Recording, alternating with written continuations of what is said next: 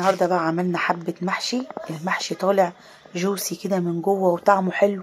انا بحب المحشي يكون كده صراحة، ما بحبوش يكون ناشف. الخلطة عملتها باسهل طريقة ودايما انا بعملها كده بصراحة، وبيطلع المحشي طعمه حلو والرز كده من جوه طعمه حلو.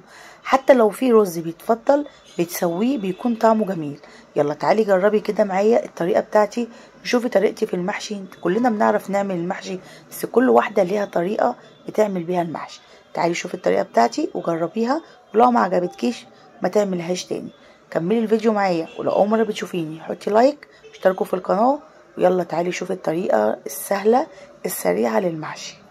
اول حاجة هجيب بصلتين كده، انا عشان هعمل ربع ورق عنب ونص كوسة وربع فلفل او زيادة عن الربع قرنين فلفل، فحطيت بصلتين وسط وحطيت 4 طماطمات وحطيت الفلفل اللي هو الطربوش بتاع الفلفل الرومي. ممكن انت لو عايزة تحطي قرنين حاميين حطيهم. تمام. كل ده حطيته في الخلاط وهحط عليهم 2 مرقة، مرقة دجاج، مرقة لحمة، مرقة خضار، اللي يريحك المتوفر عندك. وهنحط ملح وفلفل اسود، وهنحط كزبرة خضرة ناشفة، قصدي كزبرة ناشفة. البهارات ملح فلفل اسود كزبرة ناشفة، بس كده. بس كده، ولا بهارات محشي. وانا ما بحبش بقى المحشي يكون فيه بهارات والكلام ده. انا بحب اكل المحشي يكون طعمه محشي، مش مليان بهارات. تمام. وحطيت كوبايه ميه وضربت كل دول في الخلاط، او كوبايه ونص. تمام. رحت حاطه حبه زيت كده في حله، ورحت نازله باللي انا ضربته ده. قعدت اضرب في الخلاط واقفل واضرب واقفل عشان يطلع الخضار لسه موجود فيه. هتقولي لي طب ما انا ممكن اعملها في الكبه، ما مش كل الناس عندها كبه، مش كل الناس بتبقى عندها كبه، فانا اعملها في الخلاط احسن. وانت حطيت حبه الزيت ورحت نازله بالخليط بتاعي دوت اللي انا ضربته، ومعلقتين صلصه، وهسيبها تتسبك شويه. بس كده، دي الخلطه بتاعتي. قبل ما اطفي بقى، لما هي مش تتسبك يعني، اول ما تبدا تطلع كده فقاقيع بتاعتها كده وتبدا ان هي هتغلي، اروح حاطه الخضره ومطفيه. وحطي كمان حبه خل في الصلصه، بتعادل الحموضه وبتخلي الصلصه تبقى زي مززه كده شويه. اهو بصوا كده بدات اهي ان هي بتشكشك اهي. نزلت بالخضره بتاعتي وهقلبها واطفي. يعني هقلب الخضره واطفي، مش عايزه الخضره انا تسود ولا تدبل في الصلصه. خلاص كده، هاخدها بقى كده سيبها تبرد، وبعدين اروح نازله بيها على الرز بتاعي. الرز بتاعي مغسول وزي الفل. نزلت على الرز واقلبها في الرز واسيبهم تبرد، وابدا بقى احشي المحشي بتاعي. اساس المحشي الخلطه يا جماعه، والله الخلطه هي ما تشموش طعم يعني ريحه الخلطه ولا كان طعم المحشي بجد كان حلو قوي. زودت بس رشه فلفل اسود كمان ورشه كزبره كمان ناشفه عليه، وخلاص كده بس. في ناس بتحط توم وفي ناس لا مفيش الكلام ده.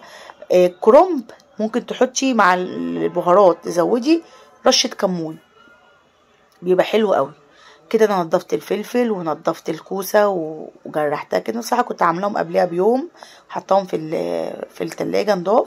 وورق العنب ده متجفف بقاله عندي فتره، طلعته حطيت عليه ميه سخنه وبس. وهبدا بقى ان انا احشي المحشي بتاعي.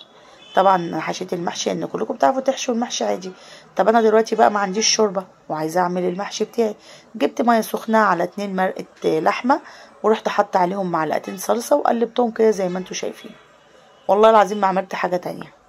يعني انا يعني لو اقول لكم طعم المحشي كان طالع عامل ازاي، الحمد لله ربنا بيبارك في كل حاجه بسيطه وقليله.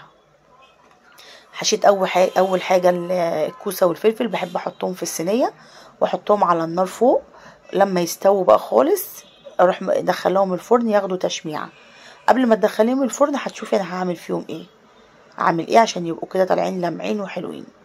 فالمحشي بالطريقه دي بسيط وسهل، ومش شرط بقى ان انت تعملي جنبه لحوم ولا حاجه.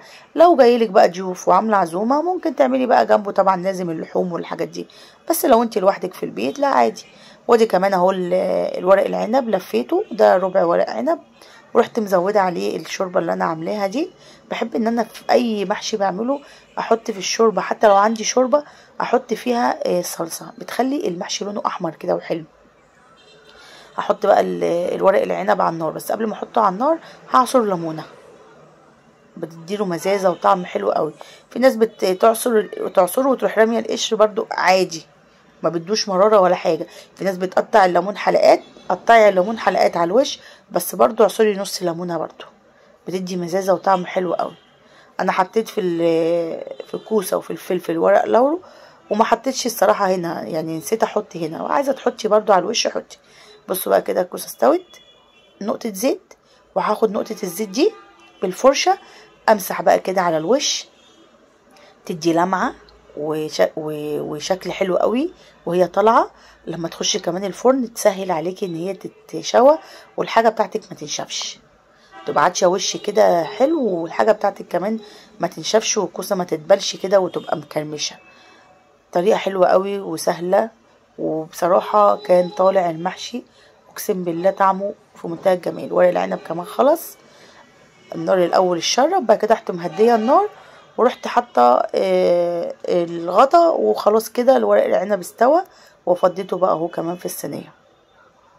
انا بحب اقلبه كده، هيتفضل منه حد هياكل منه تاني، لو حد مش موجود بشيله في طبق يكون بيخش الفرن، بيخش ميكروويف عشان ايه يتدفى كده. وفي ناس بتحب تاكل المحشي ساقع، سبحان الله. جربوا بقى الطريقه دي في المحشي، حلوه قوي والله ما خد مني وقت، ما بياخدش وقت خالص. جربوا ان شاء الله يعجبكم جدا. وممكن يكون الشكل مش واو يعني زي الناس اللي بتقعد تقدم كده بس اهم والله الطعم حلو قوي قوي قوي قوي. انا ورق العنب ده متجفف عندي بقاله كتير، فكتر خيره ان هو قاعد عندي كده بيتقطع وانا بعمله. اتمنى يكون الفيديو عجبكم وتكون الطريقه سهله، والبناتنا العرايس الجداد اللي لسه بيتجوزوا لو تعملي الخلطه بالطريقه دي، وجوزك بيحب المحشي او جايلك ضيوف وعايزه تعمليه، سهل قوي. ومش شرط ممكن تعملي ورق عنب، مش شرط ممكن تعملي كرنب، ممكن تعملي بتنجان وفلفل وكوسه، يعني ممكن وبصل، البصل بيبقى محشي بيبقى جميل. فممكن تعملي حاجات كده من غير ما تعملي حاجات بتتلف لو انت ما بتعرفيش. اشوفكم بقى في فيديو جديد، وان شاء الله اكله جديده وحاجات سهله وبسيطه. تابعوني وان شاء الله هنزل لكم كل سهل وبسيط. السلام عليكم.